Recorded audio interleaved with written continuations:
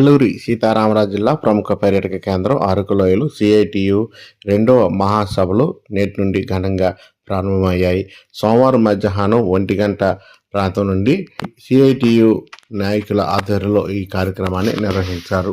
Petrol bunk వద్ద నుండి ITDA shopping mall వరకు భారీ ర్యాలీ నిర్వహించారు. ఈ ర్యాలీలో ఆశా కార్యకర్తలు, అంగన్వాడీ కార్యకర్తలు, వివిధ పర్యాటక కార్మికులు భారీ స్థాయిలో పాల్గొన్నారు. సిఐటియు రాష్ట్ర కార్యదర్శి నరసింగరావు ఆధ్వర్యంలో నిర్వహించిన ఈ కార్యక్రమానికి ముఖ్య అతిథులుగా ఆయన పాల్గొన్నారు.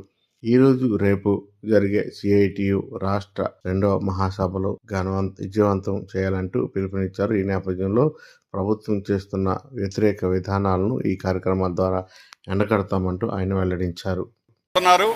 దీనివల్ల ఈరోజు తీవ్రమైనటువంటి హాని జరగబోతుంది. ఇక్కడ ప్రజానీకం బతకలేనటువంటి పరిస్థితులు వస్తున్నాయి. గిరిజన ప్రాంతం పూర్తిగా వెనకబడినటువంటి ప్రాంతం. పనులు కల్పించాలి, ప్రభుత్వం చేయాలి. ప్రభుత్వం తన బాధ్యతను వదిలేసి ప్రైవేట్ వాళ్ళకి అన్నీ అప్పచెప్పడం అనేది తప్పు. దీనివల్ల దేశంలో ఈరోజు ఇప్పటికే కార్పొరేట్ కంపెనీల వారి యొక్క దీనికి కేంద్ర ప్రభుత్వం, రాష్ట్ర ప్రభుత్వాలు రెండు కూడా తలొగ్గి భూములు, భారీ పరిశ్రమలు, సంపదలంతా కూడా వాళ్ళు కట్టబెడుతున్నారు. విశాఖ స్టీల్ ప్లాంట్ని ఒక ప్రైవేట్ కంపెనీలకు అమ్మాలని ప్రయత్నం చేస్తున్నారు. గిరిజన ప్రాంతాల్లో జాతుల మధ్య తగాదాలు పెట్టి వైషమ్యాలు సృష్టించి మణిపూర్ లాగా దేశంలో అల్లకల్లోలాన్ని సృష్టించి ఇక్కడ ఉన్న సంపద బాక్సైట్ కానీ ఇంకొకటి కానీ అన్ని సంపదల్ని కూడా ఇక్కడి నుంచి తరలించాలనేటువంటి బీజేపీ కుట్ర. దీనికి రాష్ట్ర ప్రభుత్వం తానంటుంది. పోలవరం ప్రాంతంలో గిరిజనులు మునిగిపోతున్నా ఈరోజు పట్టించుకోకుండా వాళ్ళకి పునరావాసం కల్పించినటువంటి పరిస్థితి ఏర్పడింది. సిహెచ్డబ్ల్యూలు ఇన్నేళ్ల నుంచి 27 సెంటర్లు మార్చడం జరిగింది. 5027 సెంటర్లని మార్పించిన చరిత్ర సిఐటియు.